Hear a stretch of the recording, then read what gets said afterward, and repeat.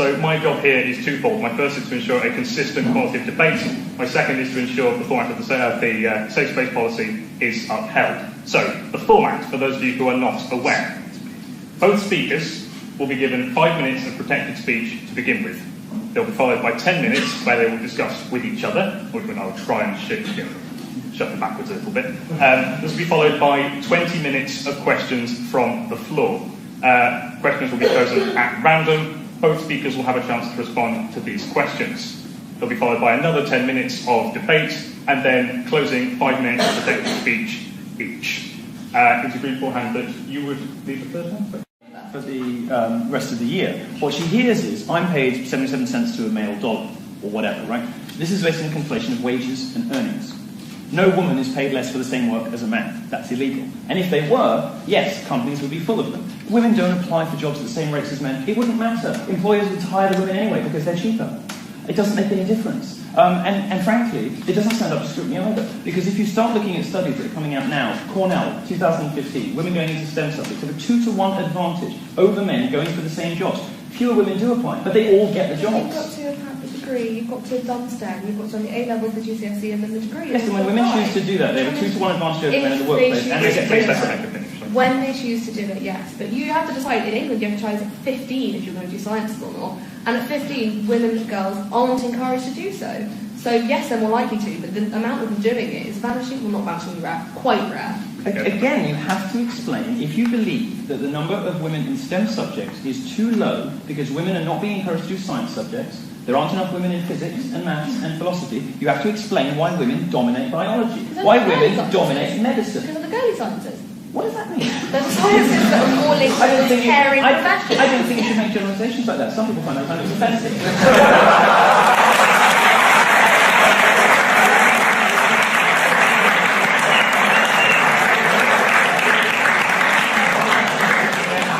Would you care to define what you mean by girly sciences? Girly sciences, particularly medicine and vet med, there's a caring aspect to those when you're working. They're the kind of nurturing. That's not what I said. That's not fair. That's not very nice things to say about men, though. They are the sciences that lend themselves to more caring professions. Therefore, more caring than by caring, what do you mean by caring? As in the more. It's just sexism. No, please let her finish. Women are more caring than men. By saying this, I'm not condoning it. I'm saying it's the way it is on circumcising children at all. I think the differences would be that male circumcision. All right, order please. Thank you. Male circumcision does tend to take place in sterile environments by medically trained professionals, whereas, and I am slightly generating here, female circumcision generally tends to take place in less sterile environments with less medically trained professionals. There is a movement in aid development to make a way of circumcising women that is safer and cleaner. It's not an ideal solution, but it would at least prevent the infections that come with it. The other thing I would say is that it is harder for a woman without a clitoris to orgasm than for a man without a foreskin to orgasm. So women are the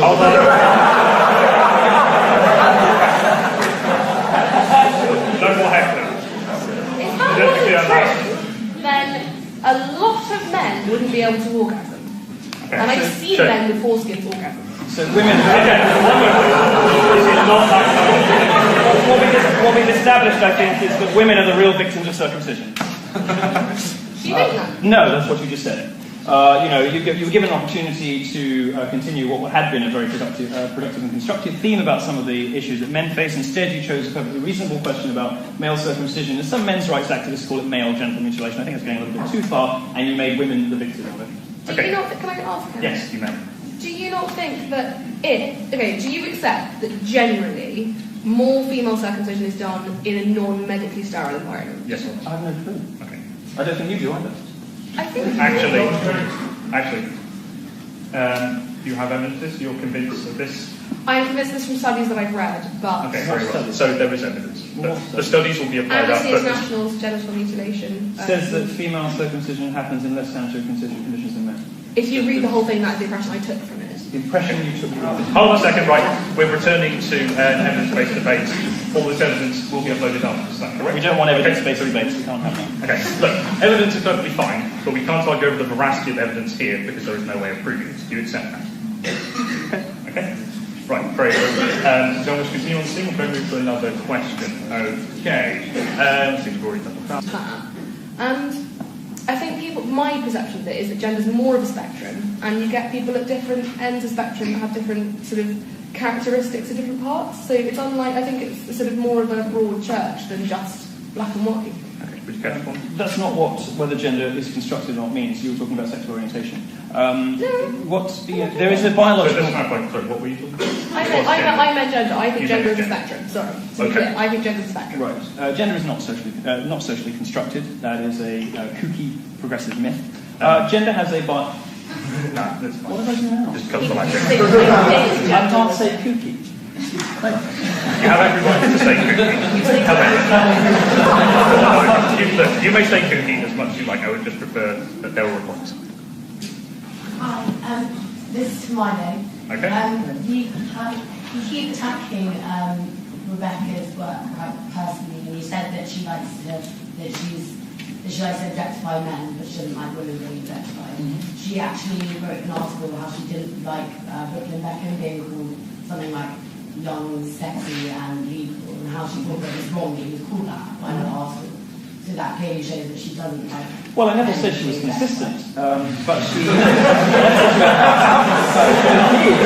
did write an article in the wake of the Charlotte Proudman issue, and there was a lawyer who decided she didn't want to be a lawyer anymore, she wanted to be a Guardian columnist, so she made a name for herself by complaining that a man had said she looked nice. Well, I'm sorry, love. So she went to town, publicly shamed him. I suspect this is verging into the realms of ad hominem attacks. I am really interested to hear where you're going there, because I don't think I read it. In your piece, you said that if it was a man, you'd probably have laughed. Do you want me to quote it? I'm genuinely, yes, I would, because I'm not saying you're wrong, I just don't remember writing it. I'll find it while you're After this, one last question, just to clarify. Yeah, it was, if I knew that a male member of staff was speculating about how I look naked, I would cause the sort of fuss that would make Charlotte Proudman look meek. If I heard a female colleague doing the same thing about Andrew in accounts, I'd probably laugh and I might even join in. And I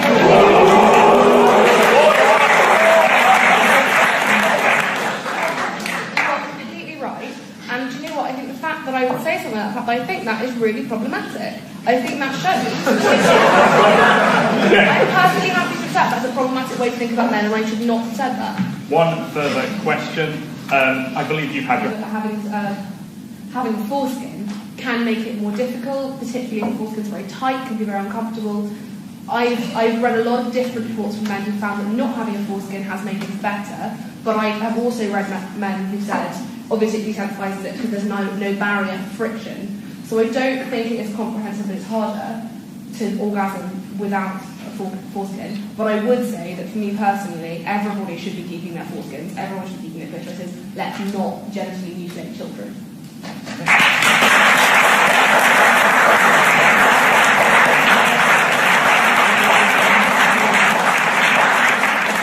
I'm sure you agree on some level, but would you object? Well, you know, the funny thing is, I wrote a column saying nobody wants to live in a world of uncircumcised penises, but I'll be clear, that's because I have to suffer and most men reading don't. More of an aesthetic preference than anything else. More of an aesthetic preference than anything else. Outside the satirical context of that column, I agree with you entirely. There's a problem here with religious rights. There's a problem because we have to, we run up against not just Jewish custom, but Islamic custom too. And of course, in the US, although the trend is away from circumcision, there was a time when pretty much everyone was circumcised in the US. The truth is that the rather than dealing in anecdote, the data tells us, that men having problems having been circumcised or not being circumcised, jury's out. There are advantages and disadvantages to both. Some people get very upset about this because they try to equate, circumcision with female genital mutilation. I think it's a bad comparison for a lot of reasons. I suppose the bottom line is the humane answer to this. The only real conclusion you can come to when you set the jokes aside is we shouldn't be doing it. Can I just say one other thing? One of the other really big problems is there's this perception that circumcision is cleaner, and I think that's something we could really do to work against, because there's no good evidence that as long as you have good hygiene in the first place, you need to not have foreskin. You're right about that. We agree on something. Marvellous. Okay. I knew it was going to be different. Another. Again. Okay, so it's time to move on from this question, I'm afraid. One more question, and preferably on a different topic. So, let's go once more to the balcony. Yes. Yeah, I'll just have to say, if already it is illegal by law to pay a man more than a woman, or a woman more than a man, why then? Firstly, why is it pay gap still exist in your mind back then? And secondly, what can you see about doing about it beyond making it illegal that can change the situation? Sorry, but it sounded like you said the pay gap in my mind, and that's what you meant, but it's not in my mind. What I would do about the pay gap would be, there's been a movement to publish more widely statistics, the figures of what people get paid. But this is already illegal. Do you want to hear me talk, or do you want to talk? Hold on a second. It's an entirely valid point to make. Sir, could you please allow us to finish?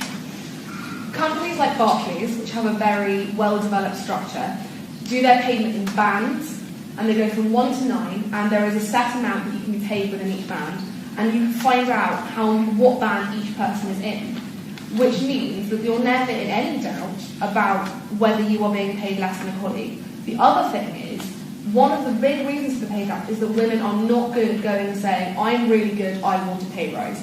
So we need to encourage women to go and say, I need a pay rise because I'm worth it. And that is a big issue that women need to deal with themselves. Then can't you see it changing, apart from just constantly talking about it constantly? And saying...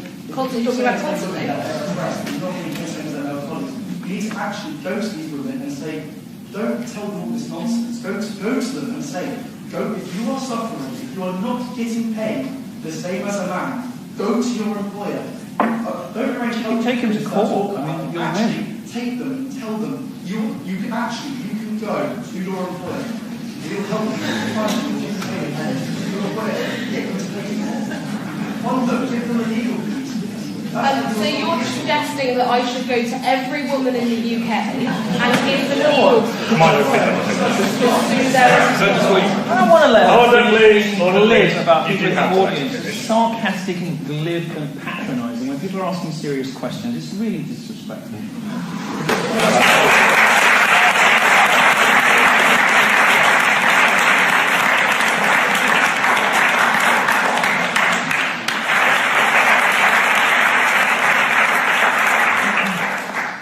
Thank you. Milo, you're 5 minutes in. I want to address the men in the audience. Sorry, ladies. I love you, but this is for the boys. The question posed to us today was whether we've reached an age of gender equality. I don't think we have. We've overshot the age of gender equality by a long stretch, and men of your generation are going to be the primary victims of this error. In secondary school, you will have experienced a system that is tilted against boys. Your exams will have been primarily modular, not linear, a system that favours girls. Teachers will have tried to control and pathologise your boisterous behaviour, branding you young offenders for pranks or cyberbullies, for typical male teenage trash talk. Taunting, after all, is how men bond. Your female peers will be encouraged at every stage of their educational journey. They will be told to join a STEM field. They'll be showered, in fact, with grants and awards, prizes and encouragement. And then when they do get to applying for those jobs, you will be discriminated against just because they're a girl. You'll be the recipients of nothing. There are no programs for men. The suggestion of having a men's officer at York University was laughed at by the student union. At university, you will be told that you're rapists in waiting, that you need to attend consent classes. Your natural love and affection for women will be muted. You will be faced with an impossible choice: suppress your natural, healthy romantic interest in women or risk a charge of rape or sexual harassment. If you speak out against this hostile and unfair environment, you will be persecuted by rabid mobs of politically correct lunatics, as well as the full force of the establishment media as well. When your studies are completed, you'll enter a jobs market that is stacked against you. With companies pressured from all directions to hire women, you will be at a 2-to-1 disadvantage if you are in STEM subjects and possibly worse in others. if you do happen to land a job, a single inappropriate remark or a single accusation of an inappropriate remark or any unsubstantiated allegation can destroy your reputation forever. Despite all this, I'm not worried for you, because you're men. Your incalculable, intolerable, impossible obstacles have been placed before you precisely to overcome. And overcoming is what men do best. It's in the nature of men to battle on under impossible odds. We do that in war, we do that in all sorts of things, and we will do it here. Throughout your education, you will have been fed a grim history of what men have done through the centuries. You'll be told that straight white men are worse than the Nazis. You'll have been told nothing good about your sex, your race, or your orientation. But I'm going to tell you something good, and it is, if the patriarchy exists, women should be grateful for it. It is what took us to space. It is what builds roads. It is what built the internet. It is what protects and provides for women. If it exists, thank God it does. With their strength and determination, men have tamed the wilderness. Men built cities and walls around us. They built the buildings that we're in. Their curiosity led us to explore the oceans. Their ingenuity has allowed us to reach the moon. And whenever, feminism rises up and tries to ridicule you, to demean you for what you are, and, it's interesting, I was going to talk at this university, right, and I was called by my interlocutor a troll. She said it would demean the institution to have me here. When she talked about a Sunday Times article by a respected journalist, she sought to demonize him, even though he's not here to defend himself. She said Martin Daubney was a bad person. Martin Daubney is a close friend of mine. He's a great person. He spent the last 5 years of his life advocating for the rights of men and boys. But this is what they do. Don't pay any attention to it. Don't listen to it. We're not in an age of gender equality. Straight white women in the West are the most privileged class in the history of our species. But you'll be fine.